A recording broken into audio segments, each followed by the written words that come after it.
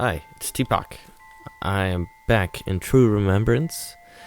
It's looking like for chapter 2, we're gonna be in Law's perspective, which is gonna be a bit different. So, Blackiris isn't a normal person, a morning person. He tries to hide it. He fails. 2 weeks of living with him have made that obvious. He eats breakfast, he washes dishes, he drinks coffee, half asleep the entire time. I know, he sleepwalks all day long. Makes everything look easy. I'm just saying, it's most pronounced in the mornings. I don't get it. He washes dishes, he brews coffee, all better and faster than I can, eyes closed, both hands tied behind his back. Am I of any help to him? No way. If I were to mention this, all he'd say is you're my guest, so there's no need for you to help out or something.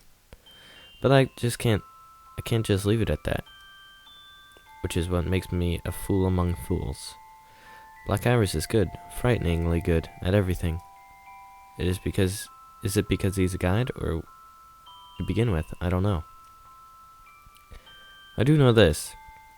He makes me realize just how much I don't know. So much to learn, I'm ashamed to admit it. I must become self-sufficient, I must. Because Pops isn't around to take care of me anymore. La, wanna go out today? Blackiris says, after taking a long sip of coffee. I just stare at him for a moment. Still got Pops on my mind, hard to break free. I can feel the tears on my cheeks. La? His stony countenance softens a bit. Sorry about that. Can't help it sometimes. I'll try harder. I rub my eyes, hard.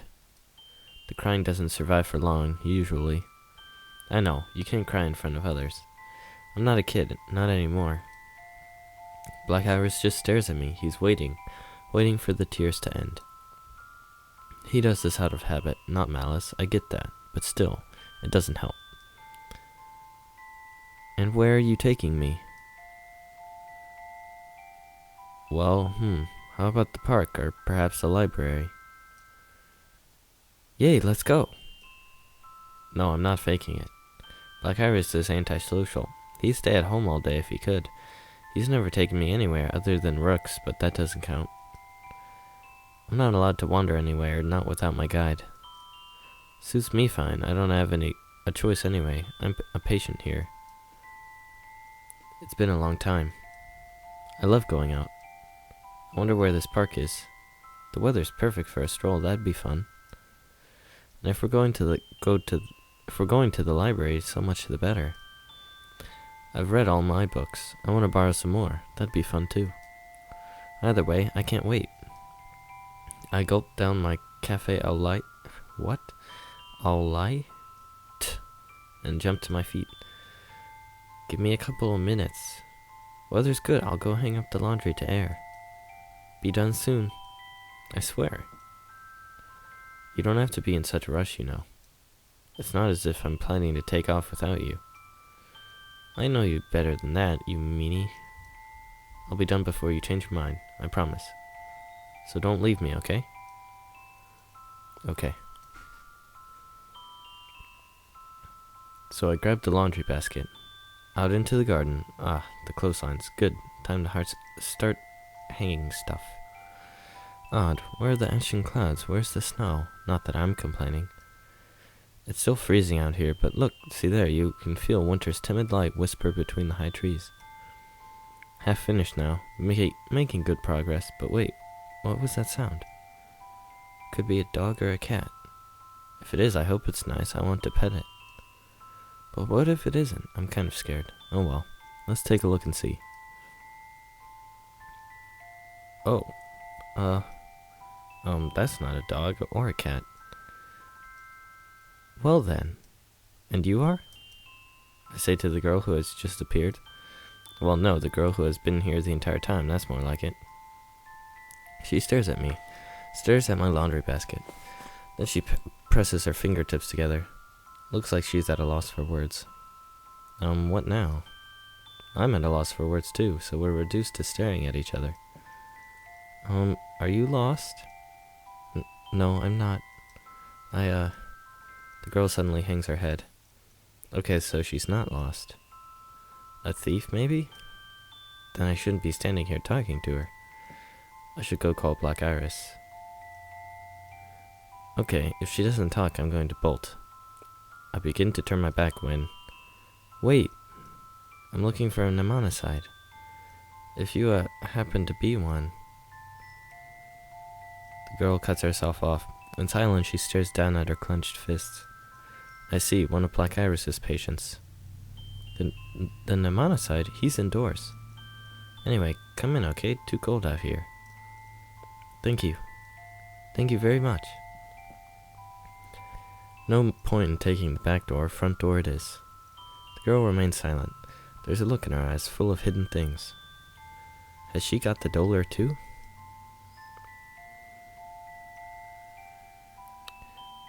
You take quite a long time for someone who's in a hurry. Huh? Blackiris looks all prepared to go out. What he's not prepared for is the girl behind me. Wait, then she's not one of his patients? Who is this? No idea. Found her in the garden. Blackiris just sighs, then... you shouldn't talk to strangers, let alone invite them into your house like that. It's dangerous, you know? Anyway, what's done is done. More importantly, who are you, miss? He turns to the girl. You can tell. He's not happy. She's scared. She starts trembling. She stands frozen for a moment, then she finally looks up at him. Oh wow, she's cute. Cute as a button. My name is Irina, sir. I've come seeking treatment for the Dolor. And you think that gives you the right to trespass? I have to say something, otherwise this will be bad. Blackiris. It's obvious he's going too far. The poor girl's quivering in shock. But Blackiris sighs again. He turns to me. Look, when someone climbs over your wall and hides herself in your garden, around these parts we call that breaking and entering. It's a crime, just so we're on the same page. I'm sorry, but... Wait. I'm not mad at you, Law, so chin up, okay? It's just that I realized that I was a little sloppy there. You're absolutely right. It doesn't look like Irina here was planning on doing anything bad. But if she were, then we would have been in big trouble, see? I'm so sorry. I really didn't mean to trespass. I swear, I'm sorry. What's done is done. Don't worry. Let he who is without sin cast the first stone, right? That isn't me. I won't report you. What I will do, however, is ask what in the world you're doing here. Fair? Well, sir, see, I really had to get in touch with a Mnemonicide. And why exactly is that? Huh? Obviously, in order to be cured, why ever else would I? And yet, I wonder, do you really suffer from the Dolor? Wait. Sir, I have a certificate right here. Sorry, my throat is not doing too well. Irina produces a thin scrap of paper. Then she thrusts it at Blackiris,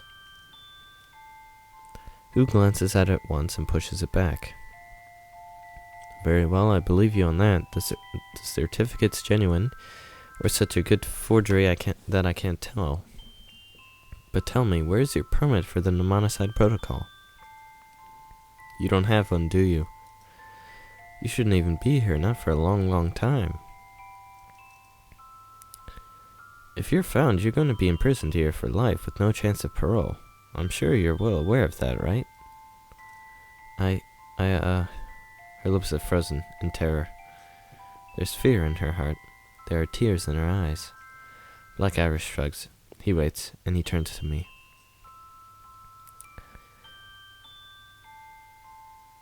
We've wasted quite enough time, don't you think? Let's get going. No need to worry about her. She's resourceful. She got into town on her own. She'll figure a way to leave without getting caught, I'm sure. But this is cruel. She's shaking. She's crying. Blackiris is toying with her, like a cat with a mouse. I can't bear it. Blackiris, please stop. Now, don't hold back. It's okay to get mad here, really mad. After all, now it's getting kinda late to be going anywhere, and this is all her fault. You were looking forward to the excursion, weren't you? But I'm not. True, I was looking forward to it. But this is even truer. I need to do something for this girl, no matter what. One problem. That means screwing Blackiris over. Again. Oh, fine. Man, I guess there's no two ways about it. You're too soft, La. You're too soft, I swear. Blackiris sighs for the third time. The final time. He turns to Irina. Very well, I will take you on as my guest. Know this, I am only extending my services to you because to do otherwise would be to upset my official guest here, which I will not do. My name is Blackiris, and I am a Mnemonicide. Should you wish to call me by any other name, go ahead and do so, I won't mind. Huh? Then you mean... Irina looks up at Blackiris. She looks surprised and delighted. Blackiris, meanwhile, he nods with disgust. Save it. Thank Law if you must. Oh, and Law, satisfied? Yeah. I'm so sorry, Blackiris. Oh, you did nothing wrong, so there's no need for you to apologize. Then thank you. No problem. All in a day's work, they say. Oh, and speaking of work, Irina, I can't do this for free. I take it you've brought adequate compensation? Of course. Please, sir, set your price. Blackiris just nods coldly. There's hesitation, though, I can feel it. Maybe he's ashamed of himself, a little. But if I point that out, he'll yell at me, probably. Oh well. Irina, did you smuggle yourself into town empty-handed? Oh, no, sir. I left my luggage in your garden, I'm afraid. Luggage? Was nobody guarding the gates today, or is everyone just falling asleep on the job? I'll go get it. Oh, no, miss, you mustn't. I'll go with you.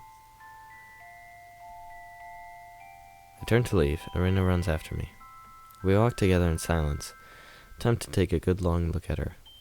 She's not crying anymore, that's a relief. I hurt inside when I see people cry. Oh, sorry, that's my chair. Thank you so much, La.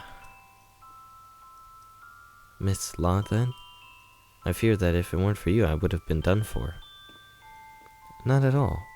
Blackiris meant to take you in from the start, I think. He just needed an excuse. Is that really true? He's a difficult one, isn't he? Irina giggles hesitantly. Like a little songbird. Yes, she's so much cuter this way. Irina, where... Oh, just call me Ilya, please. Is that Ilya? Okay. No need to be so formal, yes? Sure. And now her name plate has changed. Oh, wonderful, dear. Now where were we? Were you hiding in the garden the entire time? Weren't you cold? Oh, love, I've been here since dawn. I honestly thought I was going to freeze to death. You saved my life in more than one way, sweetie. Her laughter, so soft, so warm, can't help but join in. A tender flower, that's what she is. Okay, am I the only one who's kinda like skeptical on her just randomly showing up? I don't know. I think it's slightly odd. That's what she is, so obvious. It's not right to let psychic corrosion wrest that smile of hers away. She's in Blackiris' hands now, thank God. Lucky her, unlucky him. I'll make it up to him someday.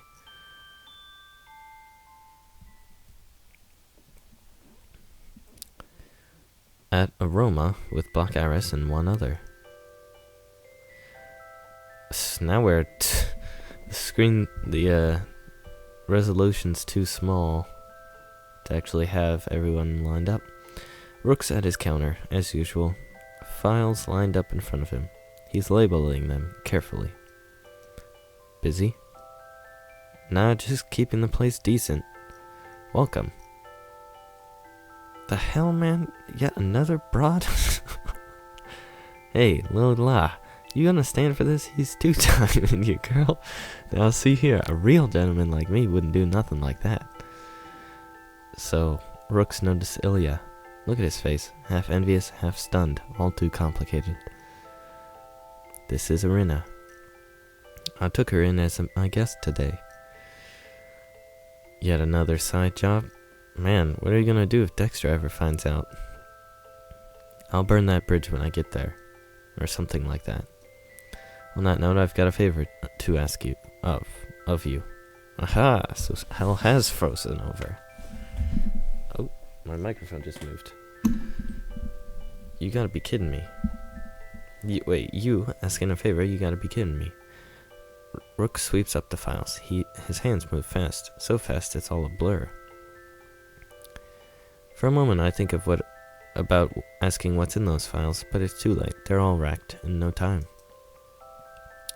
I want you to supply her with the Mnemonicide protocol permit. A trespasser? This little mamselle here? Rock. Yeah, hooked a real lively one this time around, eh, Blackiris? Rook whistles. Then he leers at Ilya, of course. Ilya smiles back, kind of. More like squirms. A permit, though. What a pain, man. I seem to remember some strings I could pull, but... And I seem to remember that you owe me. Right. Quid pro quo. This'll even it up. Us up, eh? Rook just laughs, like it's all a joke, to him. Is it going to be that easy? How will he pull it off? I ask him this, but he just turns to me and says, best that a young lady like you not know. You get what I'm saying?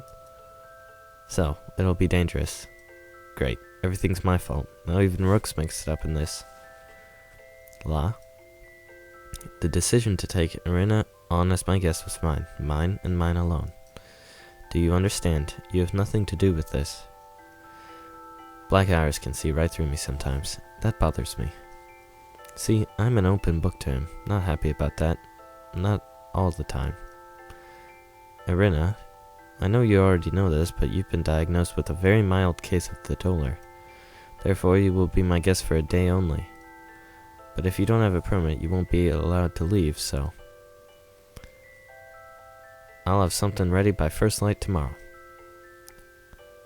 So you'll have to stay in town with us until then, agreed?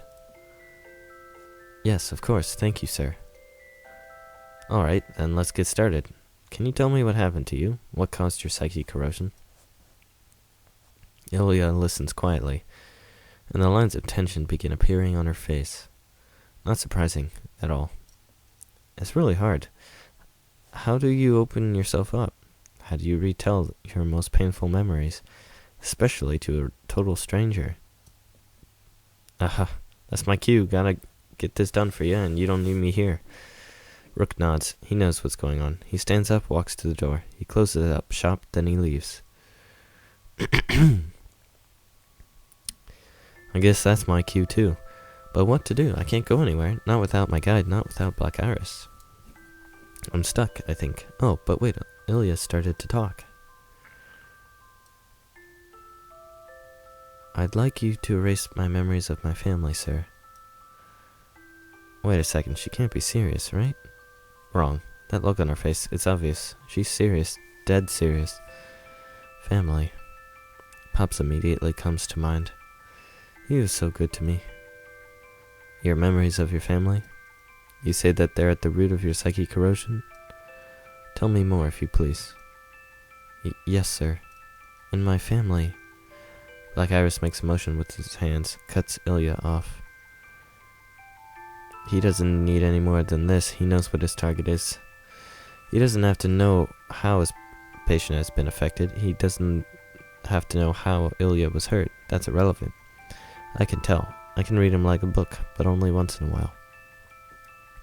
But Ilya just keeps talking. Her face is drawn. Her eyes are soft, unfocused. My mother died when I was very young, so my father raised me for the most part. We were always destitute, and my father, he... Ilya stops there. She's having a hard time with whatever it is she's trying to say. Her father, what? What did he do? I think I know what he did. I can't imagine. Pops was the only father I had. He was wonderful. I was blessed, wasn't I? Because I can't imagine. My father... Oh, I was off. My father left home when I was 16. He abandoned me and never looked back. I haven't been in contact with him since. Oh heavens, I tried to forget about him. Tried and tried and tried. But I couldn't. When I close my eyes, I'm right back, chained to a voice that keeps telling me I'd never be free of him. Now there's cold steel in her eyes. This is hard for her, even to retell, obviously. How? How can you be chained to someone who's disappeared? Or am I chained to Pops? Is that it? I think that's it. So Law's still chained to Pops, which is what makes her keep thinking about him, just like how Ilya here is chained to her own father. Well, I'm gonna end it here, so, yeah. I like how they keep bringing in new characters, even if it's only for like a day or whatever, but it's cool. I like this a lot, this story. So, yeah, thanks for watching.